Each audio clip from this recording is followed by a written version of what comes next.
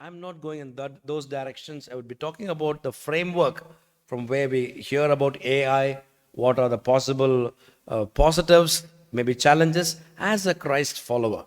So the emphasis really is on the first part of the talk, discovering God's purposes. That's where I'm going to be staying. Now, when God created Genesis chapter 1 or chapter 2, God had multiple options. Broadly speaking, we see three different kinds of creatures. One, God created the planets that revolve in orbits around the sun. Okay, so that is very mechanical. Okay, it just goes on day in, day out. The rotation of the earth on its own axis around the sun doesn't fail us, at least not yet. All right, so we are reasonably confident tomorrow morning we will see the sunlight. Now, that's mechanical. Or another word to explain that would be it's programmed that way. It happens that way, very mechanically. And then God created animals, birds, fish. Now, these are creatures that go predominantly by instinct. Okay, a lion does not really plan in advance for the next 3 years. It doesn't have that kind of a brain capacity. But it's hungry, it hunts food. Okay, so that's how it works. It goes basically by instinct. So God made animals that are creatures that are mechanical. God made creatures that go by instinct, and God makes the first human beings different from the rest. Because until that point in time, God said, and it was so. Okay, God saw the light and the darkness. God said, let the waters give rise to all the creatures in the sea, and it was so. When it comes to human beings, God did not follow the same method. Okay, God is more deliberative. Okay, He takes dust from the earth and then breathes into His nostrils. And God said, let us make man, woman are included. The word is Adam, includes woman. Men and women, let us make them in our own image, in our likeness. Okay, and let them rule over the fish of the sea, the birds of the air, and the beasts of the field. And God also gave them a command, be fruitful, be multiply. Genesis 2:15, till the earth and take care of it. In other words, this is called as human beings are made in the image of God. Imago Dei. That's a very important biblical doctrine. Animals are not made in the image of God. Animals are important, they are special, they are cute, but, or some might say they are tasty, but God has made human beings in His own image and likeness. We are very different from the rest of creation. And God puts human beings in charge of the garden over everything else. Subdue the earth and take care of it. Now, a good way to understand the image of God is just like God is the master of the whole universe, He makes human beings like Himself who will oversee the garden. So we reflect God in exhibiting or expressing the domination over creation. Domination is a bad word, I know, but that's not how God takes care of the world. Okay, responsible domination. Okay, we take care of the creatures. That's the idea. It's not exploiting nature. Human beings are not God. They are made like God in God's image and likeness, which means human beings will be accountable. It follows from there. Because God has given us some freedom, it's only fair. God will ask you, what did you do? It's connected. Freedom comes with a responsibility. On August 16th, 16th of August, an article that I wrote for the Times of India came in the Speaking Tree. I do write for the Speaking Tree once in a while. In fact, my next article, which is almost ready, needs a lot of editing though. I'm hoping to write on AI for the Speaking Tree in Times of India. So please do pray it gets published. If it does get published, I'll share it with the pastor and they can take a look at it. Now, this article that appeared on the 16th of August was titled, Does Freedom Work Best Within Rules? Check that out later. Does freedom work best within rules? The argument I'm making is God has given us limited freedom, but that means we are accountable. Okay, you can't do whatever you want and get away with it. I'm not sure if any of you followed the movie, watched the movie of Oppenheimer. Anybody did? Okay. You're not allowed to raise your hands in the church? Okay. Now, Oppenheimer is considered the father of the atomic bomb. There's an instance in that movie where he is feeling very distraught because his former girlfriend died, possibly because of a suicide. And he's like so upset, sitting outside and crying to himself in the cold. His wife catches up with him, and then she has a remarkable line to tell him. She says, "You cannot do whatever you want to do and then ask all of us to feel sorry for you when there are consequences." Very powerful line in that movie. Now, that's the idea. There is freedom, there is a consequence that would follow. Okay? Does a machine have freedom? Big question. Okay? The traditional answer is no. Machines are programmed. They do what they are made to do. They can't think on their own. But there are some writers who will think differently. They believe machines are even smarter than us. In one sense, yes. In one sense, even the calculator is smarter than us. It can make calculations much faster than we try to process in our heads. But simply because a computer can deal with a lot of detailed, complex problems, doesn't mean it has a mind of its own. That's different. Okay, so I think this is all connected. Freedom, learning, so on and so forth. So I'm going to quickly take you through a presentation. I didn't share that because sometimes a presentation is distracting, and also I'm conscious of the time. So discovering God's purposes in an AI-driven world. What is artificial intelligence? What are the definitions that are commonly used? Allow me to explain that for you. AI is the theory and development of computer systems able to perform tasks normally requiring human intelligence. Okay, what traditionally human beings are doing, now AI is doing for us. A good example, on the road, we used to have this habit, at least in our generation. If I want to go to one place and I'm not familiar with the directions, I don't mind asking 10 people along the way. Is this road here, or which is the hospital? You stop and ask endlessly. In fact, my wife gets tired of me when I keep doing these inquiries. But I can happily do it 10 times. Not anymore. Today we have GPS on our phones. It can direct. We don't ask directions anymore. Nobody does. All right. So these were traditionally, we needed human beings to do that, but not anymore. Okay. AI is a theory and development of computer systems able to perform tasks normally requiring human intelligence, such as visual perception. Okay. People can look and see, but we realize that AI can help us in visual perception. In healthcare, for example, AI helps a lot in terms of understanding the scans, comparing and contrasting the scans with the scans in other parts of the world, so the doctor is able to make a much better diagnosis thanks to AI. All right, so detecting people. Visual perception means even people. I mean, AI can identify you, where you go, where you come, those kinds of ideas. Speech recognition. Okay, AI can recognize that. And of course, we have Alexa and Siri and all that, which takes commands and responds to them. Decision making and also translation.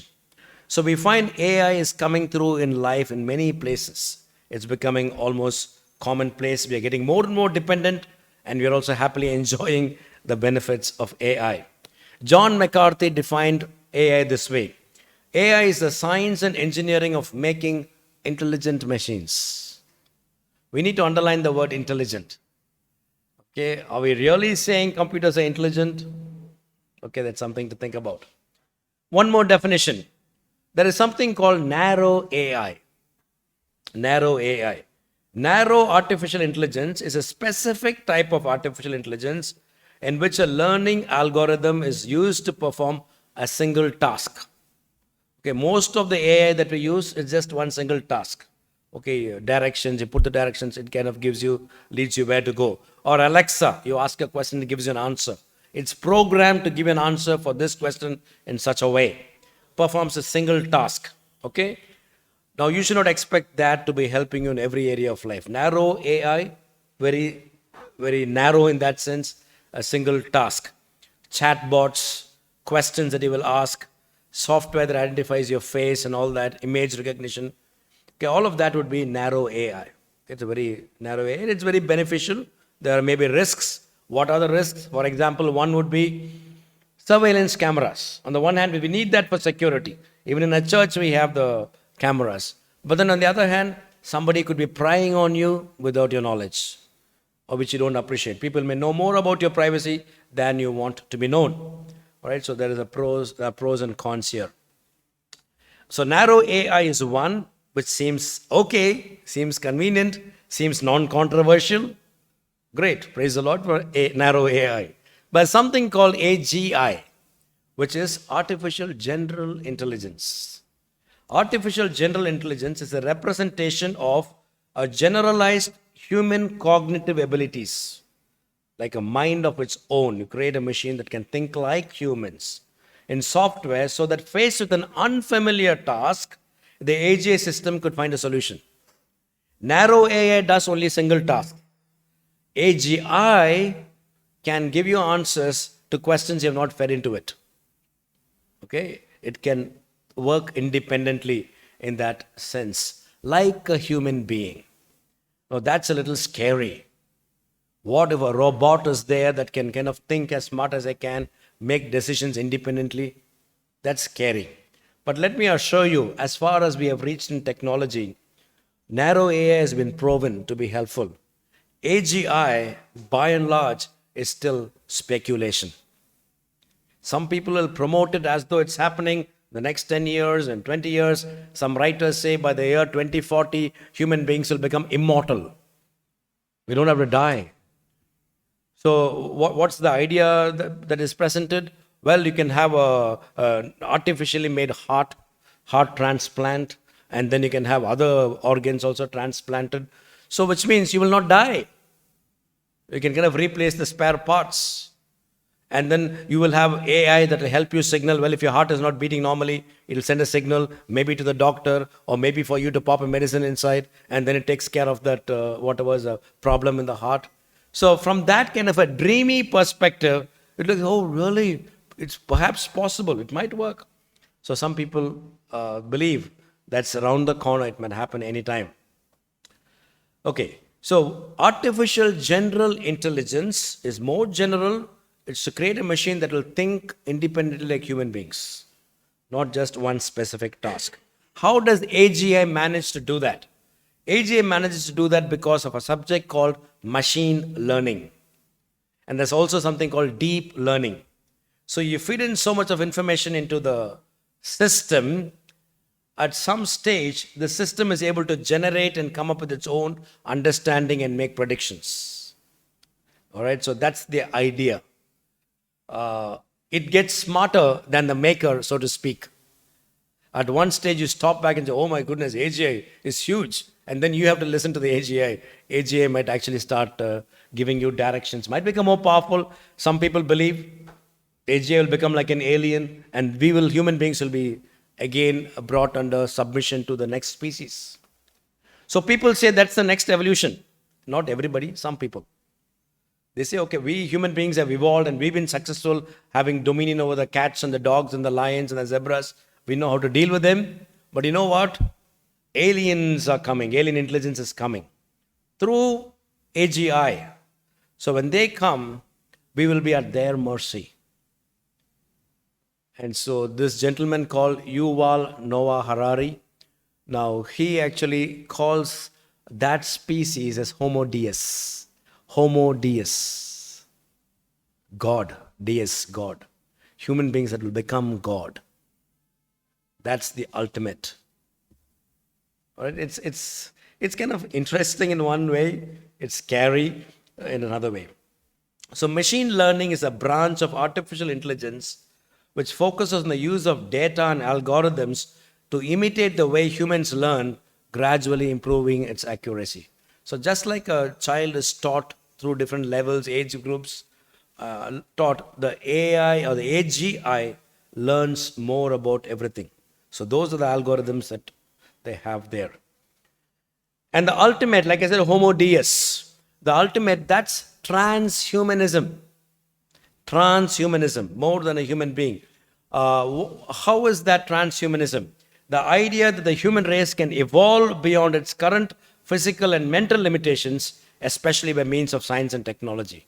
So this seems like the ultimate success of science. For human beings, the big problem, as people see it, there are many big problems, but the big problem as they see it is death. But in some way, if AGI can help us survive death through AGI or whatever, through artificial limbs are a great success in medical healthcare. But if even through the internal organs and all that, if that can happen, we will be more than humans. Okay, we can then be immortal. That's transhumanism. That's the ultimate, in a sense, dream of some people who don't believe in life after death. All right? So, but they're promising science can take you there. So that looks cool. That looks very progressive.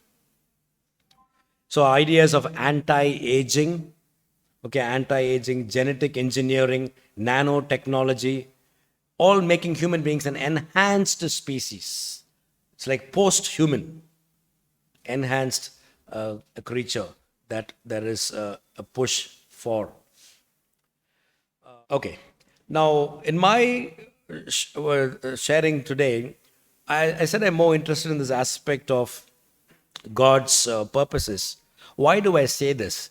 A lot of these writers, be it Yuval Noah Harari, or be it Manuel de Landa, or be it Dan Brown, these are people, they're not tech savvy folks actually.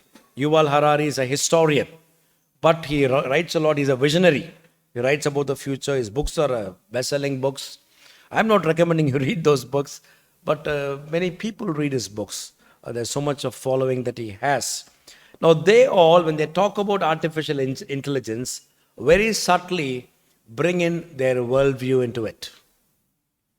Okay, they're bringing their worldview, their big picture into this, which means they're using some science, let's say narrow AI, and then subtly promoting their worldview, which is for these three gentlemen, it's atheism. So what I would like to critique them by saying, hey, tell us the science we're interested. But you can't quietly, subtly cheat by bringing in your worldview as they're making it look that's the only option human beings have. So we need to kind of dissect between the science they're talking about, which is perhaps valid, but then the interpretations of that science, which might be questionable. We need to be very clear. The real issue is not science versus religion. That's not the question. Or science versus Christianity. The real issue is scientism versus theism. I'll explain. You go to any campus, I'm sure even here, and you talk to the young people, you talk about Bible or science, they will think they are opposites, right? In most campuses, that would be the popular assumption that people have. But academically speaking, that idea is dropped. Academically, nobody holds to that position anymore. People believe, not just Christians, I'm talking about academically. You go to a university and study about science and religion, they will tell you that science and religion have a complex relationship. But the media has promoted an idea as though the Bible is against science. You ask them what, why? They'll tell you, oh, Galileo Galilei was kept in a house arrest. Or they'll say, oh, Charles Darwin talked about evolution, and so the Bible is completely unsettled. No, not really. That hasn't. In fact, the opposite is true, where the Bible has helped science grow.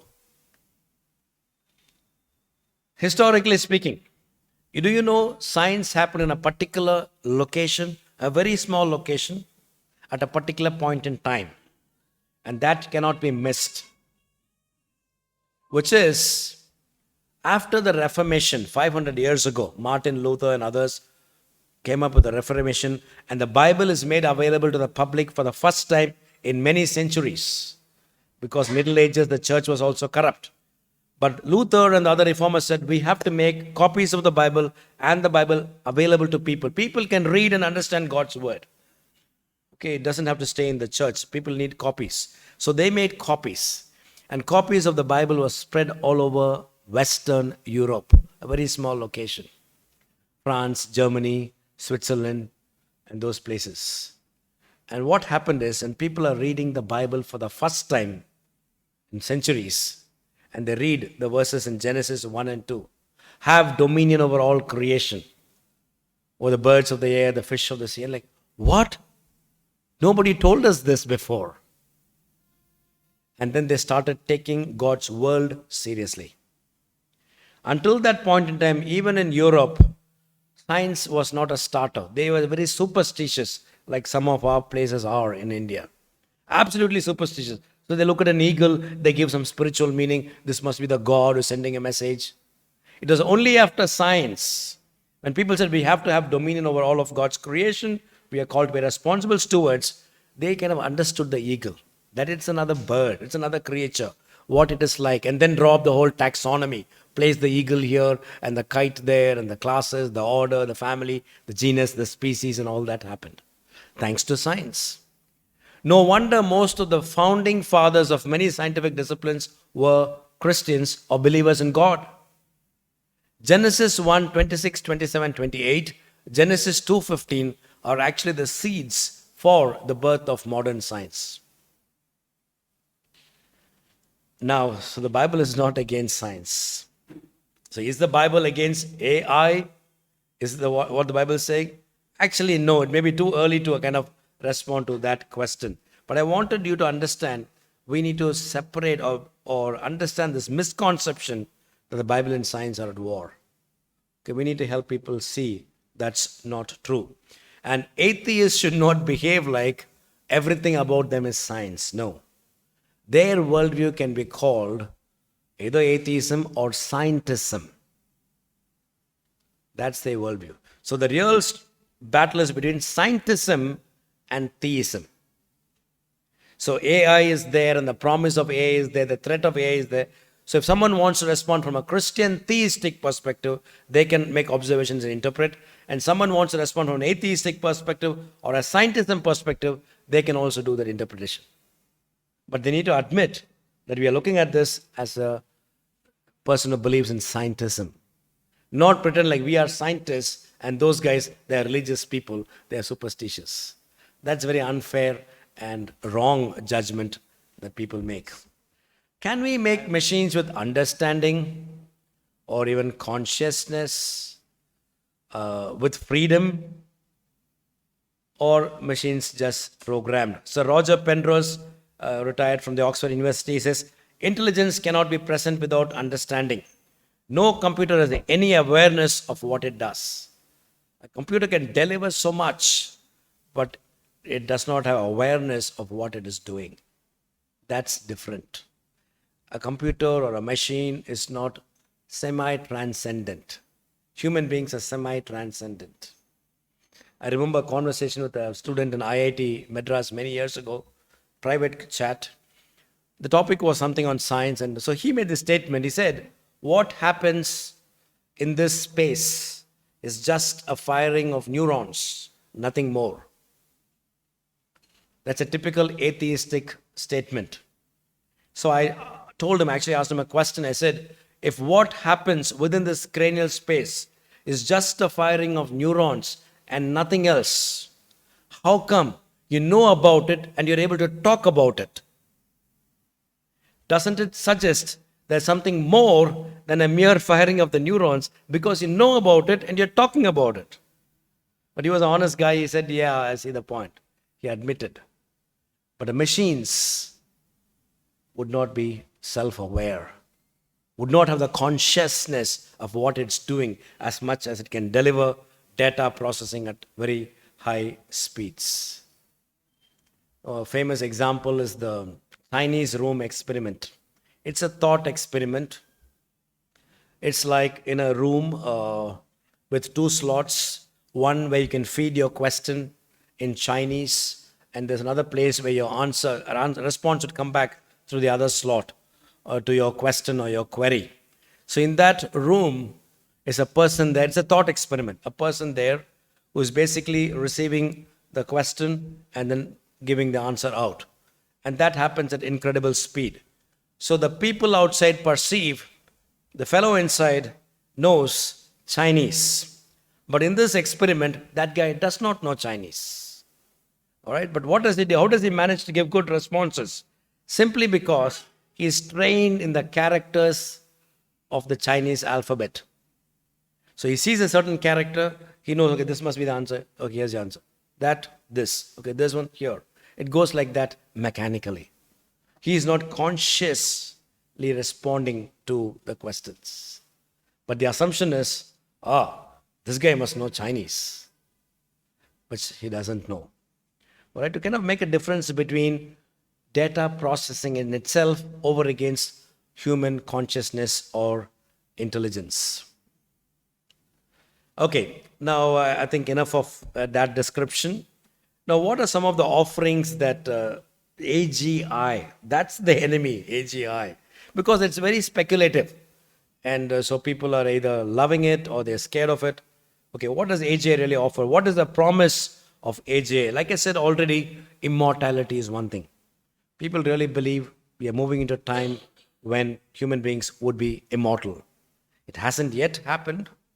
There are many rich people in the world who are actually saving up their DNA cells, cryogenics, in cold places, hoping that, let's say, 100 years later, 200 years later, if there is a technology to revive us back, perhaps scientists could bring us back to life. All right? It shows you that human progression, God has made us in His own image, enormous capabilities. It shows how people are able to rise above and attempt all of these things. It's fascinating from that point of view alone. All right? So, immortality. And of course, the other one is you will become a transhuman. You'll become like God, Homo Deus. You'll become like God. We don't need gods, we'll become like God. All right? And thirdly, of course, the idea is if AGI takes off, and then we have super intelligence at our disposal, far more intelligent than us, well, we will have some dependable intelligence from within science. So, Noah Harari says, if artificial general intelligence develops in this way through machine learning and that's mastery of the human language, we will reach a point where in history, for the first time, we will have scripture that's entirely from a non-human source, from a machine source. And he conveniently says all of scripture is a human source, the Bible included. So he's hoping that AGI will give us truly a non-human scripture. By the way, he's from a Jewish background. Such a tragedy that the Jews are supposed to be people of the book, but this man doesn't seem to have a clue about that. Okay, so super intelligence and scripture will come to us. He says all these years, people have believed in legends, stories of their ancestors, scriptures that are written on the ancestors. But for the first time, thanks to machine learning, AGI might give us alien intelligence, non-human intelligence. But then he's missing out on the fact that basically AGI is fed in with human data. And the values and the ethics that people who promote this have will be fed into AGI. It's going to kind of make something out of this. It's not completely non-human in that sense.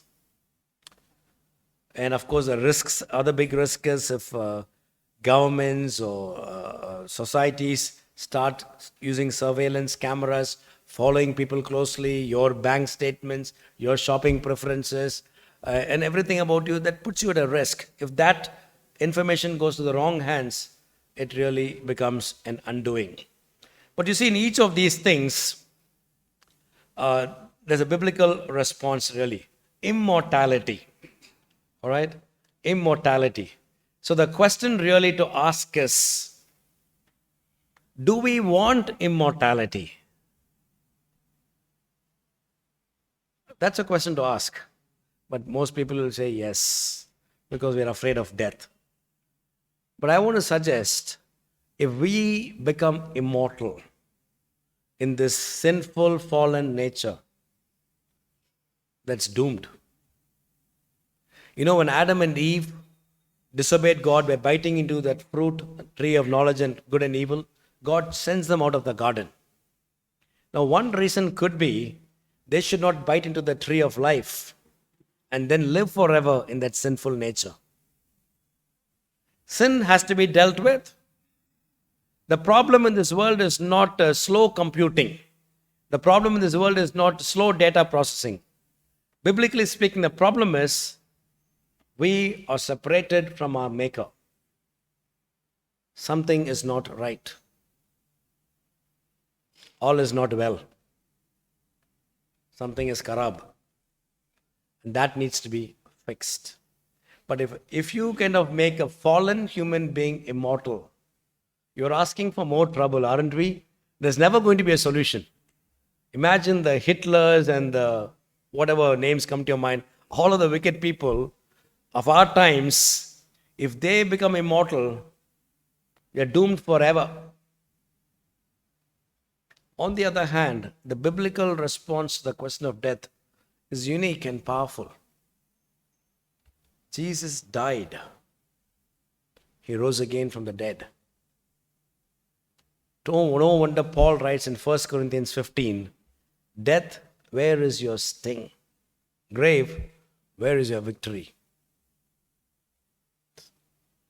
And in history, we have seen people, especially Christ followers, face death squarely in the eye. The Bible talks about life, the Bible talks about death, physical death. The Bible also talks about life after death. So we do have immortality anyway. All right? So how can we help this generation understand that? Secondly, you'll become like God. Remember, in the Garden of Eden, that was the temptation. The devil comes to Adam and Eve actually to begin with and says, "Oh, did God say you can't eat of this fruit? But if you eat of this fruit, you will become like God."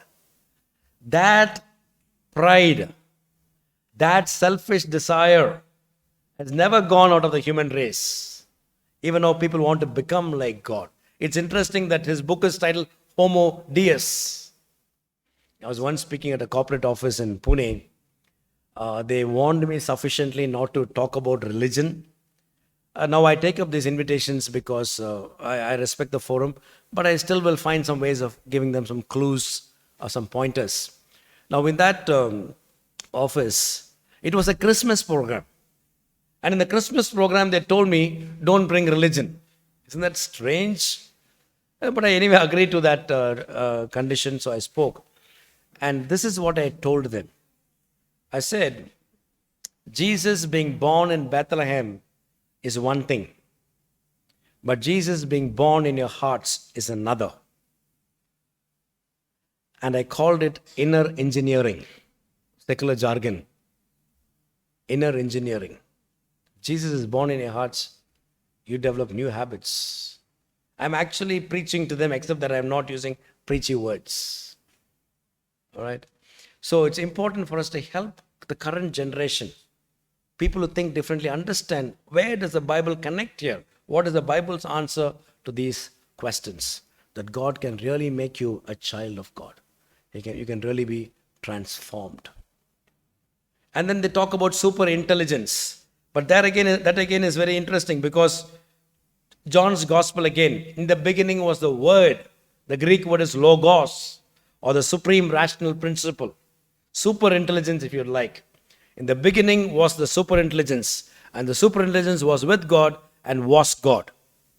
And then few lines later, the super intelligence became flesh and lived among us. Palestine, 2000 years ago. All right.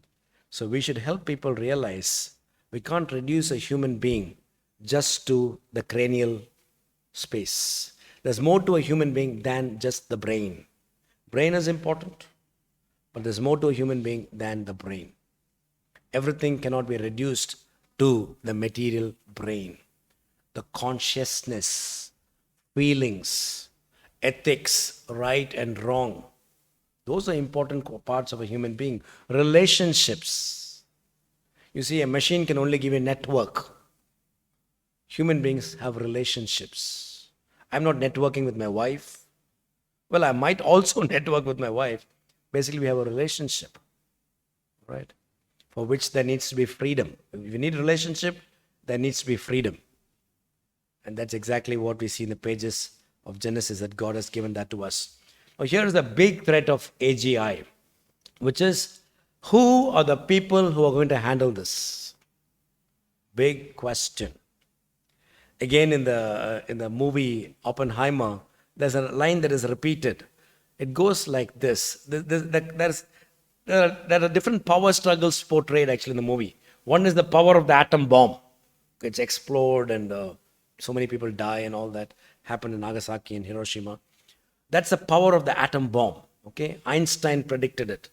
Energy is equal to mass. E is equal to mc square. Now that's one. And then there is power at play among the people. The hero is Oppenheimer. He's more than a scientist.